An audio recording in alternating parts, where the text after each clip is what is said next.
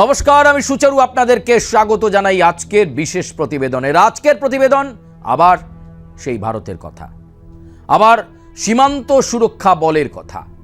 কারণ একটা সুসভ্য দেশ, একটা আধুনিক দেশ দাঁড়িয়ে থাকে তার সীমান্ত সুরক্ষা বল কতটা সুনিশ্চিত, কতটা সাধারণ মানুষকে, দেশের মানুষকে নিশ্চিত নিরাপত্তা দিতে পারছে সেই দেশ। সভ্যতা কিন্তু তার ওপরই বেড়ে চলে। বর্তমান সময়ে যুদ্ধের নীতির দিকে যদি তাকাই তাহলে শুধুমাত্র আক্রমণাত্মক ভূমিকা নিলেই চলে না, বা শুধুমাত্র প্রতিরক্ষায় জোর দিলে চলে না, জোর দিতে হবে সীমান্ত সুরক্ষা বলেও। কারণ আপনার বেষ্টনী যতটা সুরক্ষিত হবে ততটাই শত্রুপক্ষের কাছে সেটা দুর্বিষহ হয়ে উঠবে। এবং সীমান্ত সুরক্ষাতেই এর আগেও ভারতবর্ষের বিভিন্ন প্রান্ত জোর দেওয়া হয়েছে। এমনকি সাম্প্রতিকতম সময়ে ভারতের পশ্চিমবঙ্গেও আমরা দেখেছি মুখ্যমন্ত্রী শুভেন্দু অধিকারী তিনি মুখ্যমন্ত্রীর আসনে বসার পর থেকেই বলেছিলেন বিএসএফকে গুরুত্বপূর্ণ ভূমিকা নিতে। জমি হস্তান্তরের বিষয়ে যা বিতর্ক ছিল তৃণমূল কংগ্রেসের আমলে সেগুলো মেটাতে বলেছিলেন, এবং একটার পর একটা জমি দেওয়া হয়েছে। যেখানে যেখানে নন ফেন্সিং জোন সেখানে নিরাপত্তা বেষ্টনী আরও স্ট্রং করতে বলা হয়েছে। আর গোটা পশ্চিমবঙ্গের দিক থেকে যদি ধরা যায় তাহলে উত্তরবঙ্গে অত্যন্ত গুরুত্বপূর্ণ করিডোর, যে করিডোরের দিকে অনেক দেশের নজর, পাকিস্তান, বাংলাদেশ তো বটেই। এই চিকেন স্নেক নিয়ে নানা ধরনের ষড়যন্ত্র, নানা ধরনের অভিসন্ধি বারবার সামনে এসেছে। তবে ভারত এবং ভারতীয় সেনাবাহিনী জানে যে কিভাবে তার সীমান্ত সুরক্ষা বলে জোর দেওয়া যায়।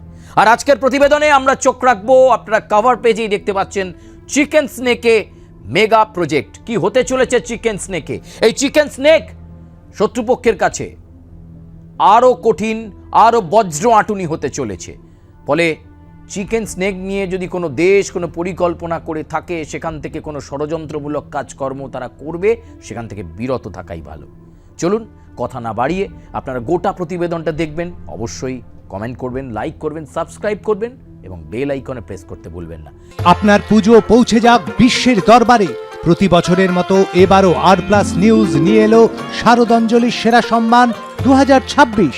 অংশ নিতে সকাল 10টা থেকে সন্ধে 6টার মধ্যে সরাসরি যোগাযোগ করুন আমাদের অফিসে, অথবা কল করুন 9836323248 এই নম্বরে।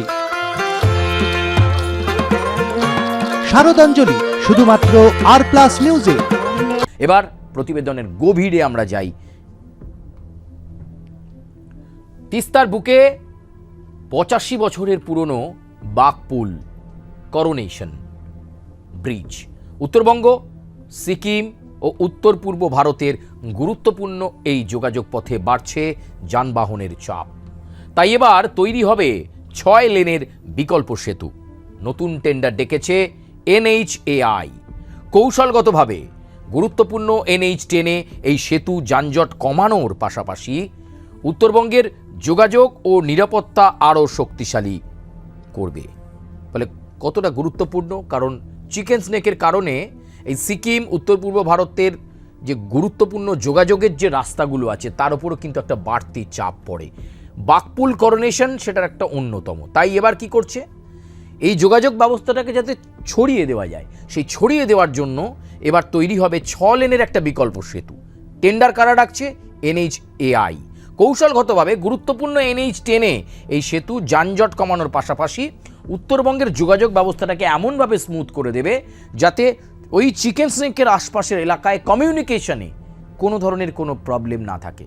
কারণ এই জায়গাটা এতটাই প্রোটেক্টর হিসাবে আরও আগামীতে গড়ে উঠছে ভারতীয় সেনাবাহিনীর কাছে, বিএসএফের কাছে। তাই চিকেন স্নেকে কোনো যানজট অ্যালাউ করা হবে না।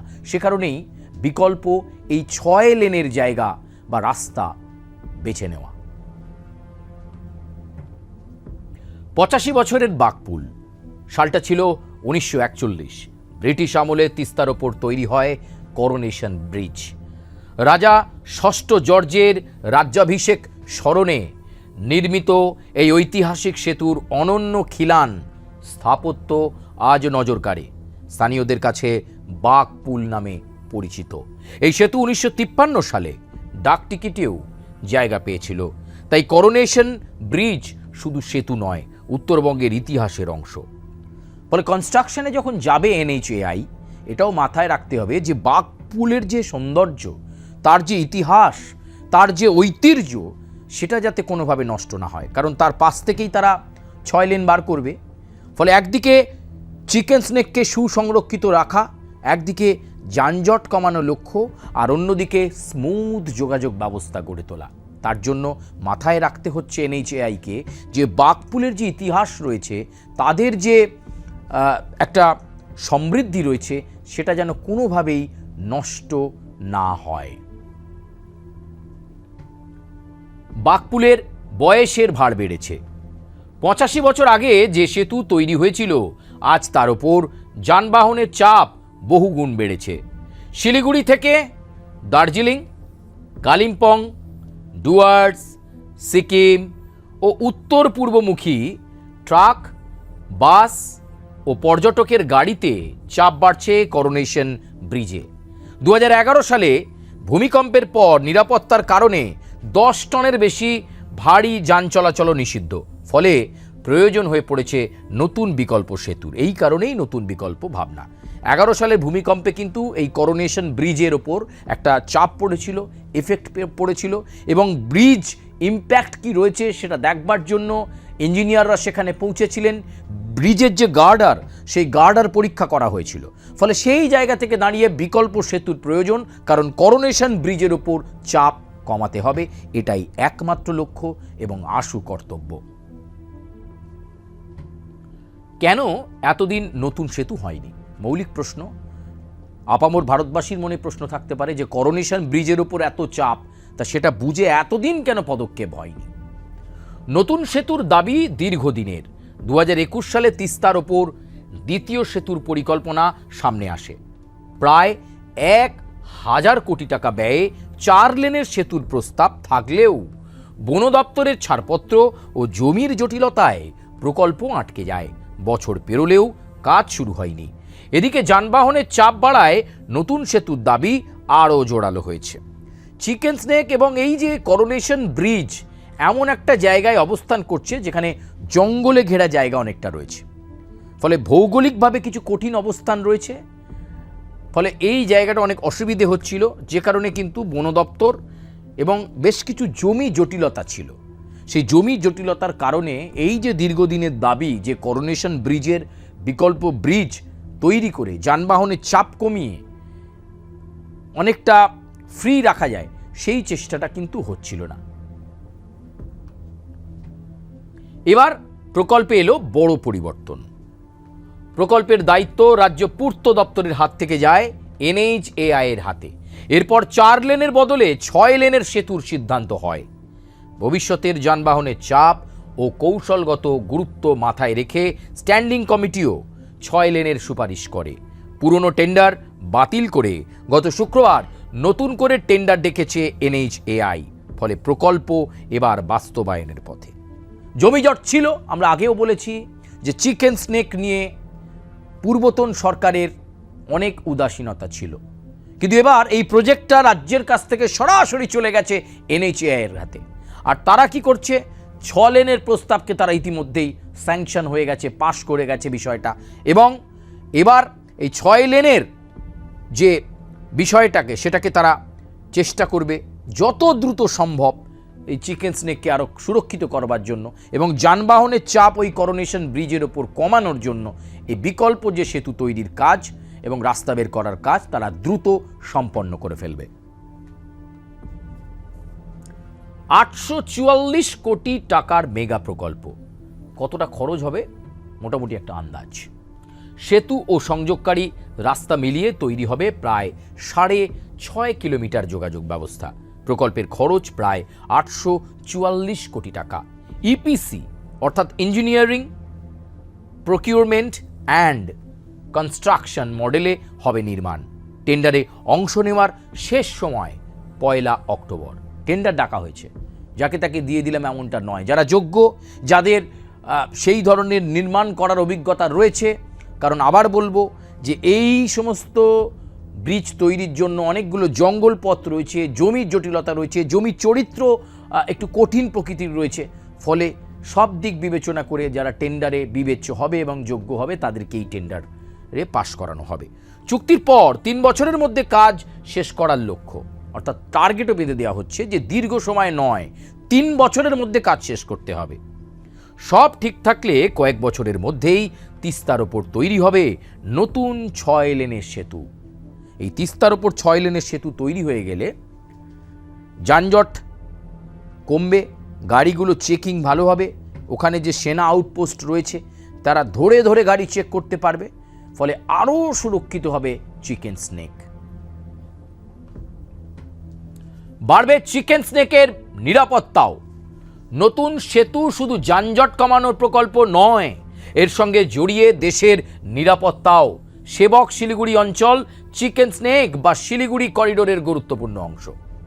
এই সরু ভূখণ্ডই উত্তর পূর্ব ভারতকে দেশের মূল ভূখণ্ডের সঙ্গে যুক্ত করে। একদিকে নেপাল, অন্যদিকে ভুটান ও বাংলাদেশ, আর উত্তর দিকে চীনের সীমান্ত। এই সংবেদনশীল এলাকাকে ব্যবহার করে অস্ত্র, মাদক ও জাল নোট পাচারের চেষ্টা চালায় দেশবিরোধী চক্র। পাশাপাশি অনুপ্রবেশ ও বদলে যাওয়া জনবিন্যাস নিরাপত্তার বড় চ্যালেঞ্জ। যুদ্ধ বা জাতীয় নিরাপত্তার সংকটে দ্রুত সেনা ও রসদ পৌঁছানোর জন্য প্রয়োজন মজবুত ও বিকল্প যোগাযোগ ব্যবস্থা। নতুন 6 লেনের সেতু সেই নির্ভরতাই কমাবে। অনেকগুলো থ্রেটস আছে, অনেকগুলো বিষয় আছে যেগুলো আমাদেরকে মাথায় রাখতে হবে। তার মধ্যে হচ্ছে অনুপ্রবেশ, জাল নোট পাচার, মাদক, অস্ত্র পাচার। এইগুলো কিন্তু চিকেন স্নেক দিয়ে করার বহুমুখী পরিকল্পনা হয়েছে এবং একটা কঠিন অবস্থান এইখানটার। কারণ একদিকে চীন রয়েছে, তারা নজর রাখে, একদিকে বাংলাদেশ রয়েছে, আপনাদেরকে যে কথা আগে বলছিলাম। ফলে এটা সুরক্ষাতে কিন্তু এই মুহূর্তে গুরুত্ব দিয়েছে ভারতবর্ষ। চিকেন স্নেক করিডোর যে কতটা গুরুত্বপূর্ণ সেটা এই পদক্ষেপেই পরিষ্কার হচ্ছে। বদলে যাবে ডুয়ার্স সিকিমের অর্থনীতি। নতুন সেতুর বড় প্রভাব পড়তে পারে স্থানীয় অর্থনীতিতে। শিলিগুড়ি থেকে পাহাড়, ডুয়ার্স ও সিকিমের যোগাযোগ আরও দ্রুত হয়ে যাবে। কমবে যাতায়াতের সময়, সহজ হবে পণ্য পরিবহন ও পর্যটন। চা, কৃষিপণ্য সহ বাণিজ্যিক পণ্য দ্রুত পৌঁছবে গন্তব্যে। অর্থাৎ সেতুটি শুধু একটি নদী পারাপারের পথ নয়, এটি উত্তরবঙ্গের অর্থনীতির জন্য একটি নতুন লাইফ লাইন হয়ে উঠবে। এমনিতেই সিকিম যেতে অনেকটা সময় লেগে যায়। পাহাড়ের একদম লোয়ার সেকশন থেকে সিকিমে পৌঁছতে, দুর্গম পথে পৌঁছতে বেশ খানিকটা সময় লেগে যায়, আপনারা জানেন। ফলে এক্ষেত্রে এই সেতু কিন্তু অনেকটাই সহযোগিতা করবে এবং পাহাড়ের মানে উপরের অংশে খাবার পৌঁছতেও বা পণ্য পরিবহনের একটা সময় সাপেক্ষ বিষয় থেকে যায়। কিন্তু এক্ষেত্রে কি হবে, অত্যন্ত দ্রুত পাহাড়ে উঁচু অংশে খাবার সাপ্লাই বা পণ্য সাপ্লাইয়ে কিন্তু একটা সুবিধে হবে। কি রে, তোর বেশ র্যাশ হয়েছে দেখছি। হ্যাঁ রে, কি করবো বলতো, র্যাশগুলো কিছুতেই কমছে না। অনেক কিছু ইউজ করলাম তবুও কমছে না। তুই এম্বার গৌরীদেবী হসপিটালসে দেখাতে পারিস, ওখানে ভালো এক্সপিরিয়েন্স ডার্মাটোলজিস্ট আছে। গৌরী দেবী হসপিটাল, রাজবাঁধ, দুর্গাপুর। যোগাযোগ 8001003333, 8001113333।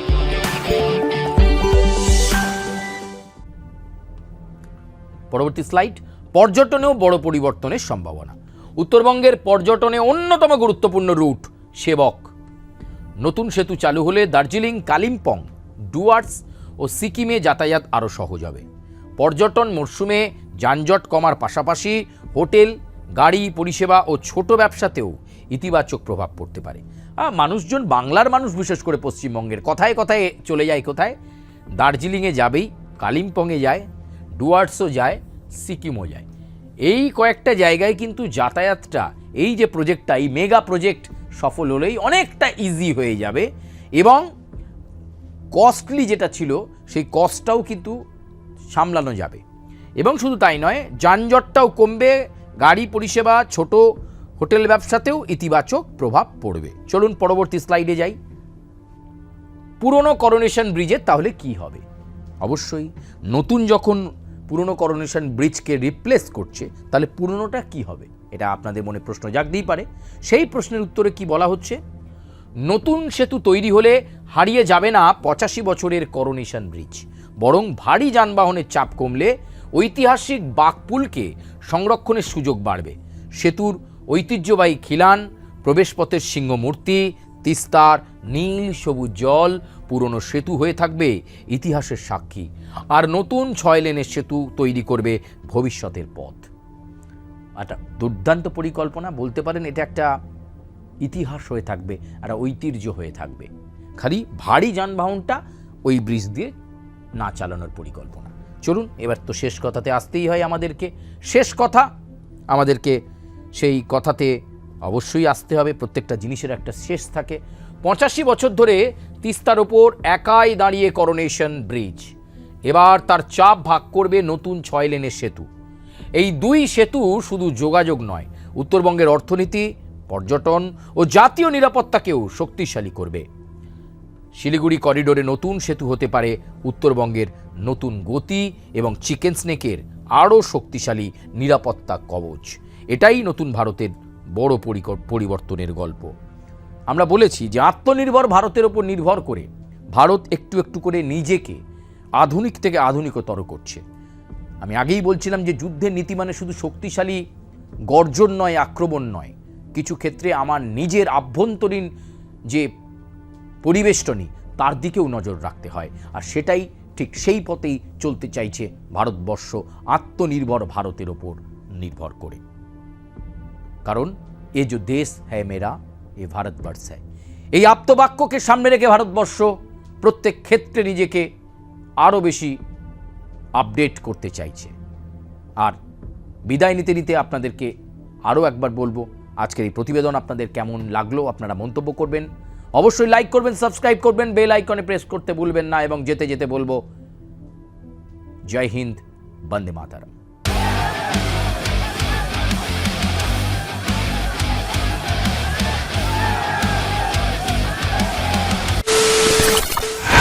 খবরের নামে প্রতিদিন সন্ধে আপনার ড্রয়িং রুমে কি শুধুই চিৎকার চেঁচামেচি খেয়ে আসে? বিতর্কের নামে চলে গালাগালি আর কাদা ছোড়াছুড়ি? এবার সময় পরিবর্তনের, কারণ আমরা কান ফাটানো চিৎকারে বিশ্বাস করি না। আমরা বিশ্বাস করি খবরের সত্যতায়। আমরা কোনো পক্ষের হয়ে গলা ফাটাই না, আমরা সাধারণ মানুষের হয়ে প্রশ্ন তুলি। চিৎকার নয়, শুধু খবর হবে যেখানে বিতর্ক আছে কিন্তু কুৎসিত ঝগড়া নেই। সঠিক তথ্য, বিশ্বস্ত খবর। নজর রাখুন আর প্লাস নিউজে।